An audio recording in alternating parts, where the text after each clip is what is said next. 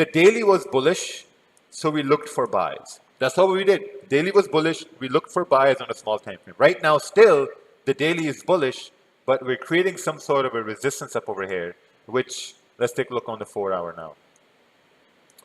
Okay, look at the bodies of the 4-hour. What can we tell about the bodies of the 4-hour candles? This was a bigger body, the body became smaller, and the body became smaller again. What does this mean? I want you guys to make some notes here now, right? This is a completely free webinar, so I want you guys to make some notes. Whenever you see the bodies of the candles get smaller, right? Whenever you see the bodies of the candles get smaller, it means the volume moving up starts to die a little bit. So we can maybe look for sells. But if we're going to look for sells, what do we need on a smaller time frame? Resistance forming. We need some sort of a resistance to form on the smaller time frame. That's what we want. We need some sort of a resistance to be formed. Let's take a look on the 1-hour time frame here, right?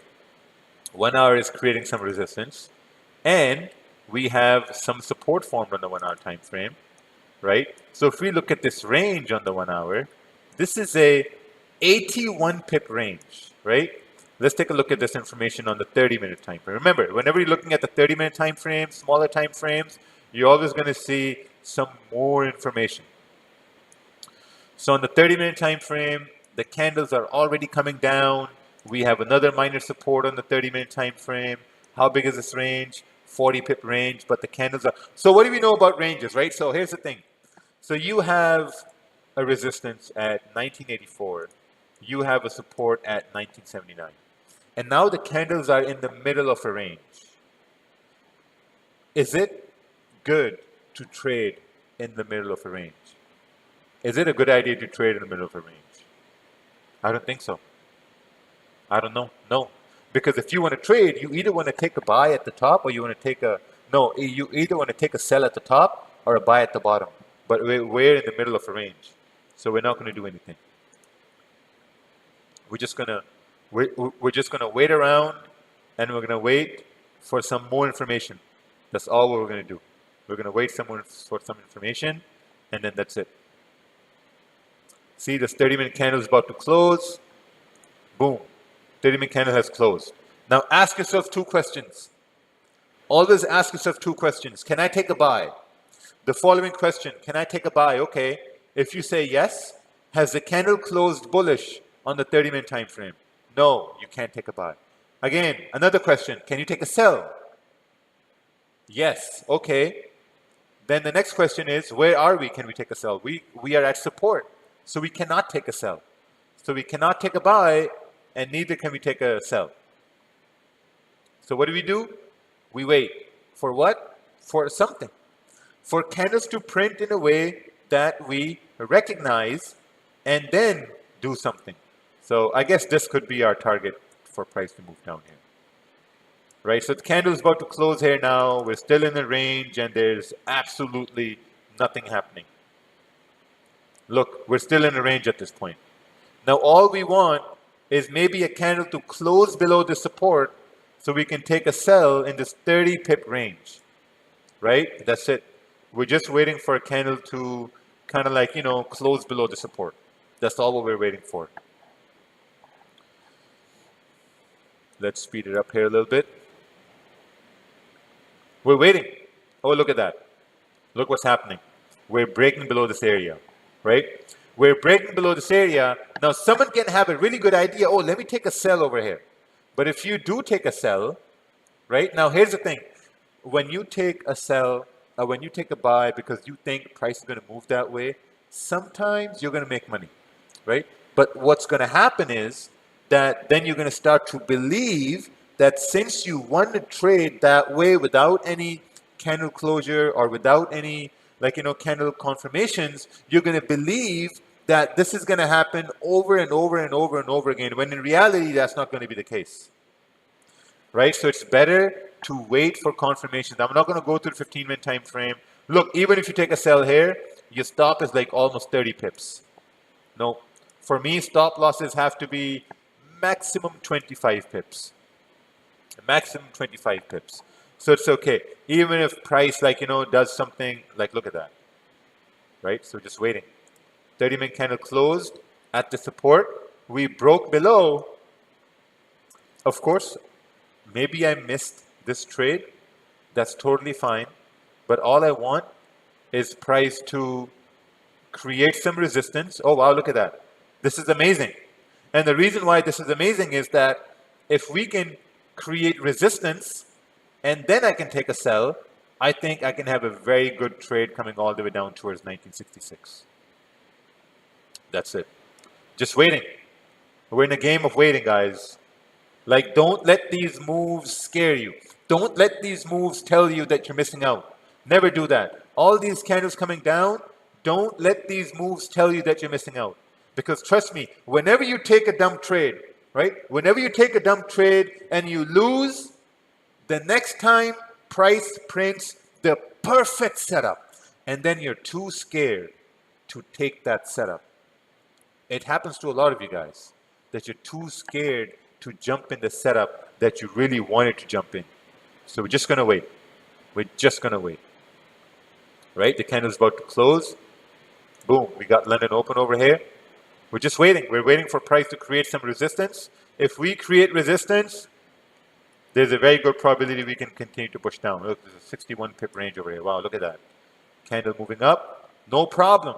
Because maybe it's moving up to create resistance. Because look what's happened. Look what's happened right here. So let me explain this to you guys, right? We had support. This candle closed below support. Now we're waiting for this candle. If this candle closes below support, even if it closes bullish, a break below this low, we can take a sell for price to continue pushing down. Or if we close back in the range, then this could be a fake out where price can continue pushing back up. Now we got two scenarios. All we got to do is just wait. And trust me, there's a very good trade on the horizon. We just got to wait. That's it. Look at that. Even though the 15-minute candle closed in the range, we're not bothered about the 15-minute candle because 15-minute are weak confirmations. We want the 30-minute confirmation, the strong confirmation, the Raja confirmation. That's what we want. And don't forget, there's a huge surprise at the end of this webinar. A huge surprise. Look at that. Look at that candle.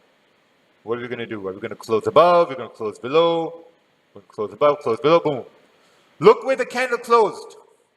Look where it closed. It closed below 1976. What do you think is going to happen now? It's game over. This is game over for price. I mean, if we break below this low, there's a very good probability we're going to continue pushing down. And a lot of you guys are saying smart Raja confirmations. And yeah, we just got to wait. We just got to wait for price to break below the low. We cannot take a sell because the candle has still closed bullish. We can't take a sell. I'm not going to sell now. I'm not going to sell now. We're going to wait. We're going to wait. And then we're going to take a sell. We're going to wait for price to break the previous low. And then we may look to take a sell. Not right now. Not right now. The 30-minute confirmation. Because what if we don't break the low? Then what? Then we're going to be stuck in the sell. Right? All right. Look at that. We're coming down. Oh, we're rejecting. Coming down. Coming down. Rejecting. Coming down. Let me make this slow here a little bit so we don't miss our entry if we do break the low. Because it's very important. Oh, wow. Look at that. Look at that, right? Waiting. We have to wait. We have to wait for that perfect opportunity. We have to wait for that perfect opportunity. We're coming down. Boom. Right there. See that? Right there. A sell is going to go in. Let's take a look on the 15-minute time frame, 30-minute time frame. So even if I do take a sell here, now where's my stop loss going to be? My stop loss in it. Remember, in this sort of an impulse entry, the stop loss is not going to be above the previous candle, which is 60 pips. Is going to be above the current candle, which is 45 pips. Now that's a pretty big stop loss, right? That's a pretty big stop. So what are we going to do? We're going to look at the 15-minute time frame. and we'll see if we can get a smaller stop right here. It's a 33 pip stop. So what are we going to do now? We're going to lower our risk. Since our stop loss is bigger, we're going to lower our risk to 1%. Right? 1%. Stop loss above right here. Take profit all the way down over here. And of course, we're going to remove take profit because what if price continues pushing down?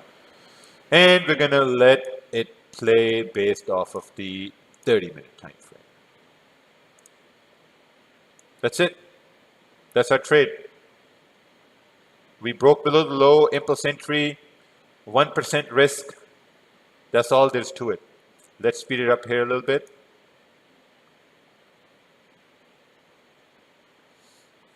Wow, look at that. Right? Running nice. How much pips are we in?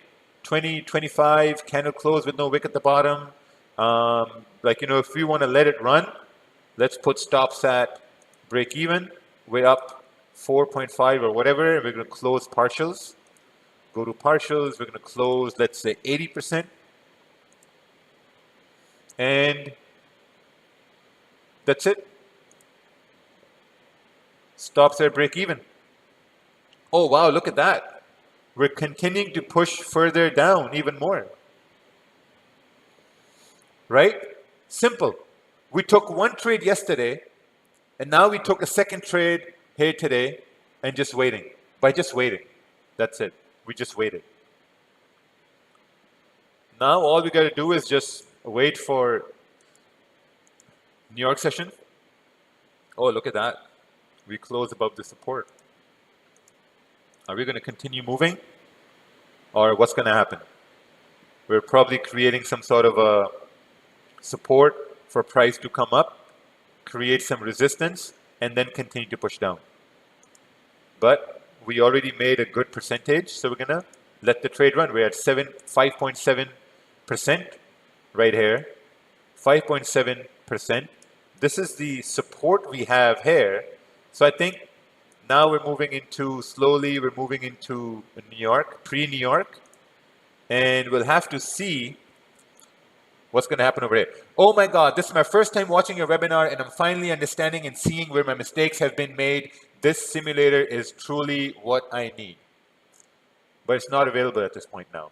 You have to wait. There's a huge surprise at the end of this webinar for everyone. Huge surprise. We're just waiting for the 30-minute candles to close. Let's speed it up here a little bit. Forward this candle. Let's forward this candle. Oh, wow, look at that.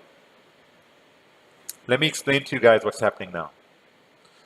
Look at the time. Now, obviously, price is consolidating, right? Can we all agree that price is consolidating? The unanimous answer should be yes. We can all agree price is consolidating. Perfect. If we look at the sessions, we're moving into New York session. So we've consolidated throughout this area. Now we're moving into the New York session. When now? Let me ask you this question. When is price most likely to break out of a zone, and when is price most likely to break out of consolidation? When? There are only two ways. Number one, when there's volume in the market, right? Number two, when there's news in the market. Let's take a look at news over here. Do we have any news for USD? We have no news for USD.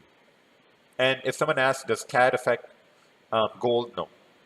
So we have New York open. That may break price out of this area. So what's going to be the best trade to take at this point? I'm going to wait. What's going to be the best trade to take at this point for price to break out of this zone? What's going to be the best trade? You're right. When price breaks below this low, this previous low right here. Once we break below this low, I think that's going to be a very good opportunity for price to continue pushing down. And we're going to wait. See right there. We're breaking below this low.